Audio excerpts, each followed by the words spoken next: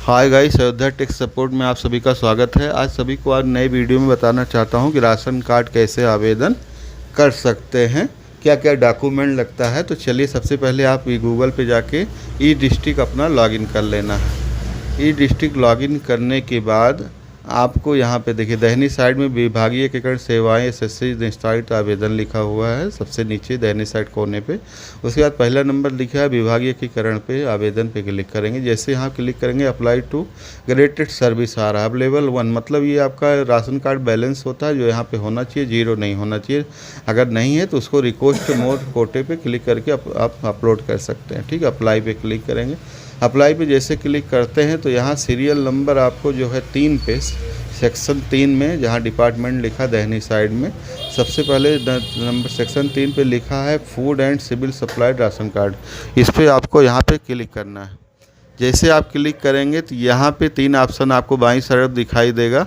Home MS से login, यहाँ पे आपको क्लिक करना है। उसके बाद में तीसरा नंबर होम और तीसरा नंबर EMF से लिख रहा है EMFS से, इस पर क्लिक करना है। उसके बाद में हम आपको यहाँ नए प्रविष्ट पात्र गृहस्थी राशन कार्ड है, अंत्योदय है, तो यहाँ पात्र गृहस्थी वाले क्लिक करेंगे जिसमें गवर्नमेंट आपको 3 किलो चावल और 2 किलो गेहूँ देती है। तो उसके बाद में हम ज़िले पे क्लिक करेंगे, जो आपका यूपी में जो भी ज़िला है आपका उस पर आप क्लिक करेंगे। उसके बाद ज़िला जो भी सेलेक्ट करने के बाद आप किस ग्रामीण क्षेत्र से हैं कि नगरीय क्षेत्र हैं, शहर से, उसको हम यहाँ सेलेक्ट करते हैं।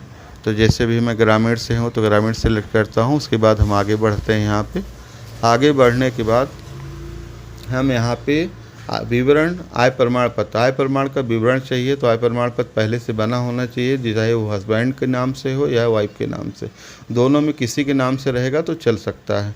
तो यहाँ पे हम एप्लीकेशन नंबर डालेंगे और उसके बाद में सर्टिफिकेट नंबर डालेंगे। बिल्कुल देख के सही डालना है। कभी कभी क्या है, आदमी जल्दबाजी में डालता है लेकिन वो आपका एरर हो जाता है, तो बिल्कुल आप जो है सही देख के डालना है।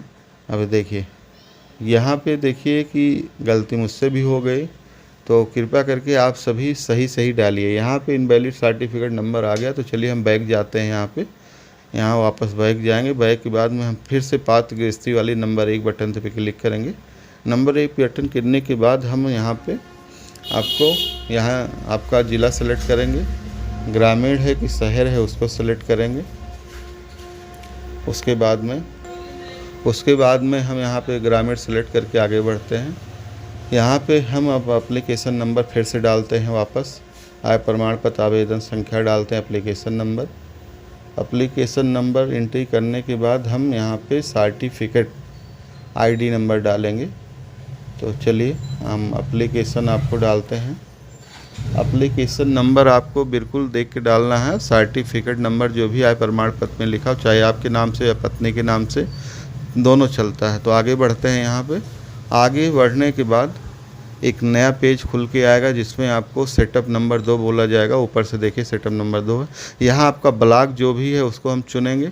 ब्लॉक के बाद जो ग्राम सभा आपकी लगती है जिस नाम से प्रधान चुने जाते हैं उसको चुनेंगे। उसके बाद यहाँ पे एक चीज़ आपको देखने को मिलेगा, कोटेदार का नाम नंबर 3 वाला स्थान पे अपने आप आ जाएगा। तो इससे आपको क्लियर हो जाएगा कि मैं सही भर रहा हूँ फॉर्म। ठीक है, यहाँ पे आपको मुखिया का नाम हिंदी में, मतलब हिंदी में अब ये एक नंबर लिखा है। अगर परिवार में 18 वर्ष से अधिक आयु की महिला नहीं है, अगर आपके घर में कोई भी लेडीज़ है जो 18 साल से ज़्यादा की नहीं है तो पुरुष के नाम से यहाँ आवेदन कर सकते हैं। अगर कोई भी लेडीज़ अगर 18 साल से ऊपर है तो लेडीज़ के ही नाम होना है, चाहे वो अनमैरिड हो या मैरिड हो। तो चलिए मुखिया का नाम यहाँ अंकित करेंगे हिंदी में। उसके बाद इंग्लिश में अपने आप कन्वर्ट हो जाता है। कैसे हिंदी में लिखना है, तो आप सबसे पहले गूगल क्रोम पे आप गूगल टूल्स आप लोग डाउनलोड करके उसको इंस्टॉल कर लीजिए, उसके बाद अपने आप आ जाएगा। ठीक है, उसके बाद पिताजी का नाम डालेंगे। पिताजी के नाम डालने के बाद जो हस्बैंड नेम है, हस्बैंड में नेम में भी यहाँ पे हम बिल्कुल सही डालेंगे। हस्बैंड नेम डालने के बाद हम माता जी का नाम डालेंगे। जो मुखिया है, महिला मुखिया है, उसके माता का नाम डालना है, कहीं हस्बैंड की माता का नाम आप लोग गलती से न डाल दें। ठीक है, अब वर्ग चुनेंगे। आप लोग OBC में आते हैं, SC में आते हैं, अनुसूचित जात में किस में आते हैं। उसके बाद में मोबाइल नंबर हम डालेंगे। यहाँ पे एक रजिस्टर्ड मोबाइल नंबर होता है जो हमेशा आपके पास चालू होना चाहिए, क्योंकि इस पर सारा डिटेल आपको इन्फॉर्मेशन मैसेज के द्वारा दिया जाता है। उसके बाद में मुखिया का आधार कार्ड में जो डेट ऑफ बर्थ है उसको बिल्कुल आपको करेक्ट देख के ही एंट्री करना है, मोबाइल नंबर आप डाल के। उसके बाद नेक्स्ट आपको यहाँ पे 20 नंबर कॉलम पे जन्म तिथि लिखा हुआ है, जिसमें मुखिया का आधार कार्ड में जो मोबाइल नंबर है उसी को डालना है, अदरवाइज़ ये गलत हो सकता है। तो आप ध्यान से डालिएगा, गलत नहीं डालिएगा, मोबाइल नंबर ही आपको डालना है, डेट ऑफ बर्थ डालना है, सॉरी। उसके बाद में अब आप आधार नंबर उसमें आप देख के डालिए, बिल्कुल करेक्ट 12 नंबर का होगा आधार नंबर, उसको डालिएगा। अब यहाँ पे आपको महिला है जेंडर सेलेक्ट करना, महिला है पुरुष है। उसके बाद में पेशा व्यवसाय क्या है, तो जैसे गृहिणी है लेडीज उसको करते हैं। अगर गैस नंबर कनेक्शन आपके पास है तो उसका आप जो है क्रमांक नंबर अंकित कर सकते हैं। कनेक्शन नंबर है, लाइट कनेक्शन नंबर, बिजली कनेक्शन नंबर है तो उसको अंकित कर सकते हैं, नहीं है तो नो कर सकते हैं। अब हम आगे बढ़ेंगे, Alt+G के साथ सेव करेंगे। इसको सेव करने के बाद देखिए यहाँ पे हमें सफलतापूर्वक सेव हो गया। अब यहाँ पे हम दूसरे चरण में आते हैं, सेटअप नंबर 2 एड्रेस डिटेल। अब आधार कार्ड में आपका जो भी पता है, मकान नंबर है तो मकान नंबर आपको डालना है। मजरे ग्राम सभा, मजरे का नाम क्या लगता है, जैसे कि ग्राम सभा में कई पुरवा होता है तो पुरवा का नाम पहले हम जिसमें रहते हैं उसको डालते हैं। उसके बाद में हम यहाँ पे ब्लॉक सेलेक्ट रहता है, ग्राम पंचायत अपने आप आ जाता है, फिर उसमें जो पिन कोड डला है उसको डालते हैं। उसके बाद ये पूछता है अस्थाई निवास विवरण। अगर दोनों वर्तमान पता अस्थाई पता सेम है तो आप टिक कर देंगे, दोनों में एड्रेस सेम हो जाएगा। अलग अलग है तो आप यहाँ पे फिल कर सकते हैं, ठीक है। उसके बाद में हम इसको सुरक्षित करेंगे, Alt+G के साथ सुरक्षित करेंगे। सुरक्षित करने के बाद देखिए यहाँ पे हमारा पता विवरण सेव हो चुका है। अब हम नेक्स्ट स्टेप 3 पे जाते हैं, फैमिली डिटेल। फैमिली डिटेल देखिए यहाँ जो मुखिया का डिटेल है वो यहाँ पे देखिए आपके सामने स्क्रीन पे बिल्कुल सबमिट हो दिखाई दे रहा है। तो यहाँ पे उसके हम हस्बैंड का नाम डालते हैं, हस्बैंड का नाम उसके हम डालेंगे। उसके हस्बैंड का जो भी नाम है उसको हम बिल्कुल अंकित करेंगे, तो बिल्कुल आपको ध्यान से डालना है। मुखिया नाम होने के बाद हस्बैंड नेम पहले आपको डालना है, या किसी का भी डाल सकते हैं, तो नियम यह है सीरियल से डाला जाए। तो हस्बैंड नेम यहाँ जो भी है राशन कार्ड में, आधार कार्ड में, उसको आपको अंकित करना है। हिंदी में पहले लिखना है, इंग्लिश में अपने आप कन्वर्ट हो जाता है। उसके बाद में हम यहाँ पे आपको उसके बाद में डेट ऑफ बर्थ डालेंगे, ठीक है। डेट ऑफ बर्थ यहाँ पे डालेंगे जो आधार कार्ड में है। आधार कार्ड में जो डेट ऑफ बर्थ है उसको आप अंकित करेंगे। उसके बाद में हम मेल जेंडर में सेलेक्ट करेंगे, मेल फीमेल जो भी है। अब जो है हस्बैंड के नेम के पिताजी का नाम यहाँ पे अंकित करेंगे। पिताजी का नाम क्या है, पिताजी का नाम अंकित करने के बाद हम यहाँ पे मुखिया से संबंध कोड 62 नंबर पे जाएंगे। मुखिया से संबंध क्या है, तो जैसे हस्बैंड है तो हस्बैंड डालेंगे, बेटा है तो बेटी डालेंगे, जो भी है उसको आप डाल सकते हैं। उसके बाद में हम हस्बैंड का आधार नंबर डालेंगे। आधार नंबर जैसे डालेंगे 14 डिजिट का आधार नंबर बिल्कुल आपको देख के सही डालना है। ध्यान रखना है कि आपको यहाँ पे स्पेलिंग जो आधार कार्ड में लिखना है उसको मिसमैच नहीं करेंगे। यहाँ सदस्य जोड़े वाले पे क्लिक करेंगे आधार नंबर डालने के बाद, ठीक। अगर इसमें एक भी नंबर अगर स्पेलिंग मिसमैच आता है तो ये सेव नहीं करता है, इसको ध्यान रखना है। तो जल्दबाजी नहीं करके आपको बिल्कुल स्पेलिंग का ध्यान रखना है। अब यहाँ सदस्य जोड़ने के कारण जैसे परिवार विभाजन है, आधार लिंक नहीं हो रहा, शादी होने की दिशा में विस्थापित, मतलब यहाँ जो आपका है इसमें आप एक सेलेक्ट करना है आपको सदस्य जोड़ने का कारण क्या है। शादी हो गई है, छोटी छुट्टा हो गई। देखिए यहाँ पे अभी हस्बैंड का नाम सेव हो गया है तो यहाँ सुरक्षित आगे बढ़ें।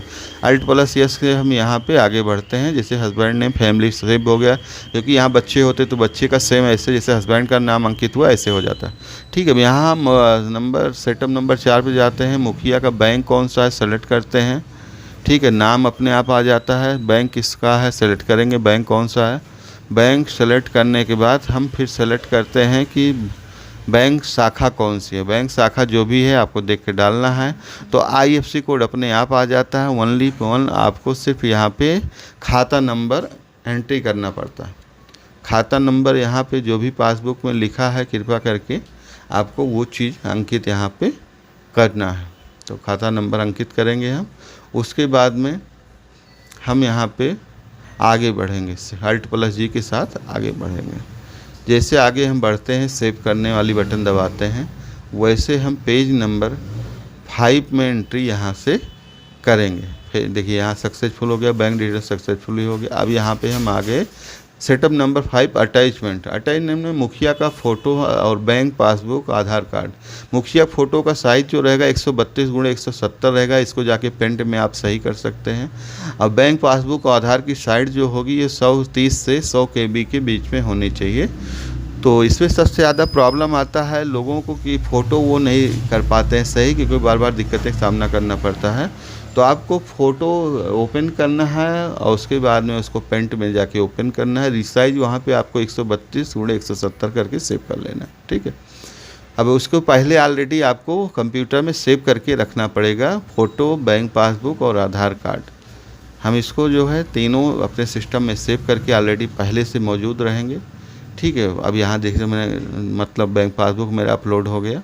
उसके बाद में हम आधार कार्ड यहाँ पे अपलोड करेंगे। तो आधार कार्ड भी हमारे सिस्टम में अभी 30 KB से 100 KB के बीच मैं सेव करके रखा हूँ। तो आप सभी से निवेदन है कि सिस्टम में पहले आपको सेव करके रखना है, 30 KB से 100 KB के बीच ही होना चाहिए। उसके बाद आगे बढ़ते हैं। यहाँ पे आगे हम जैसे यहाँ पे बढ़ेंगे, अटैचमेंट सक्सेसफुली अपडेट हो गया, मुखिया फ़ोटो तथा संलग्न सुरक्षित कर दिया गया है। अब यहाँ पे नेक्स्ट पेज हम आते हैं 5 में, अटैचमेंट में। अब यहाँ पे देखिए NTS सिटीजन में आते हैं 6 नंबर पे। अब यहाँ पे क्या आप आयकर दाता हैं, नहीं है, परिवार में 4 पहिया वाहन है कि नहीं, परिवार में ट्रैक्टर है कि नहीं, परिवार में हेक्टेयर है कि नहीं, परिवार में AC है कि नहीं, जो भी है आपके पास उपलब्ध है हाँ करें, नहीं है तो उसको बिल्कुल नो करें। नो करने के बाद आपको यहाँ पे देखिए घोषणा पत्र आपको टिक करना है कि जो हमने जानकारी दिया है वो मेरे हिसाब से सही है। गलत पाए जाने पे हम निरस्त भी किया कर सकते हैं। आप देखिए यहाँ पे कांगुलेशन आधार नंबर, राशन कार्ड नंबर यहाँ पे देखिए आ गया। तो हम इसको कॉपी करेंगे सेलेक्ट करने के बाद।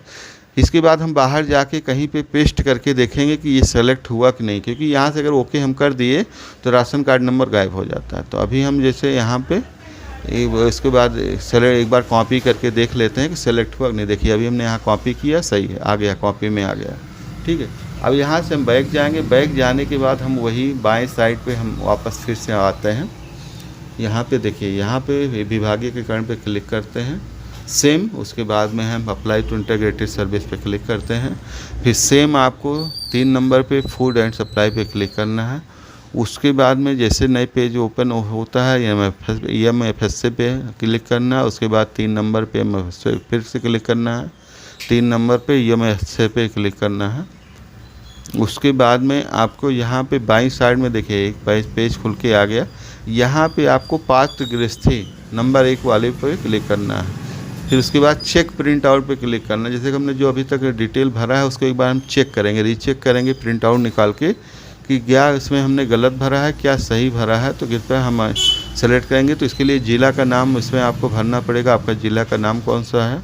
उसके बाद में राशन कार्ड जो आपने कॉपी किया या लिख के रखा है उसको आपको सर्च करना है डाल के। देखिए यहाँ पे आपको डिटेल पूरा दिखाई देगा जो हमने भरा है। तो यहाँ पे प्रिंट आउट करके देखते हैं, या खुद पढ़ेंगे या कस्टमर को दे देंगे पढ़ने के लिए कि वो खुद देख ले। अगर अभी भी इसमें कुछ रॉन्ग है तो उसको हम एडिट कर सकते हैं, लेकिन यहाँ पे जब हम फाइनल सबमिट कर देते हैं तो फिर उसमें हम कुछ एडिट नहीं कर पाते हैं। तो कृपया करके आप बिल्कुल इसको प्रिंट करके, एक पेज प्रिंट करके सेव करके रख सकते हैं। तो जो भाई हमारे इस वीडियो में लगातार बने हुए हैं अड्डा टेक सपोर्ट में, तो आपसे निवेदन है कि हमारे चैनल को सब्सक्राइब ज़रूर करें और अच्छा लगे तो शेयर करें, जो और लोग देख के सीख सकें, आगे बढ़ सकें। जो भी जनसेवा केंद्र खोल के रखें या स्वयं कोई करना चाहता है। तो चलिए यहाँ पे हम प्रिंट आउट करने के बाद इस पर हम उसके बाद में आपको यहाँ पे हम आते हैं डुप्लीकेट। देखिए बाएं साइड में आवेदन आधार डुप्लीकेट चेक हेतु अग्रेषण। उसके बाद में आपको यहाँ पे आधार डुप्लीकेट वाले पे क्लिक करना है। फिर यहाँ आपको ज़िले का नाम सेलेक्ट करना है और आपने जो राशन कार्ड नंबर कॉपी किया है कृपया उसको एंट्री करना है। यहाँ पे एंट्री करने के बाद आपको देखिए यहाँ डुप्लीकेट के लिए 24 घंटे के लिए भेज दिया गया है। ये 24 घंटे जैसे पूरा होगा तो ये आपको वापस प्रिंट निकलेगा। अब ये वेरिफिकेशन में गया है तो वेरिफिकेशन में 3-2 मतलब नेक्स्ट डे आपको ये रसीद इसकी दूसरी निकलेगी। तो कृपया करके हमारे चैनल अड्डा टेक सपोर्ट को आप लोग सब्सक्राइब करें।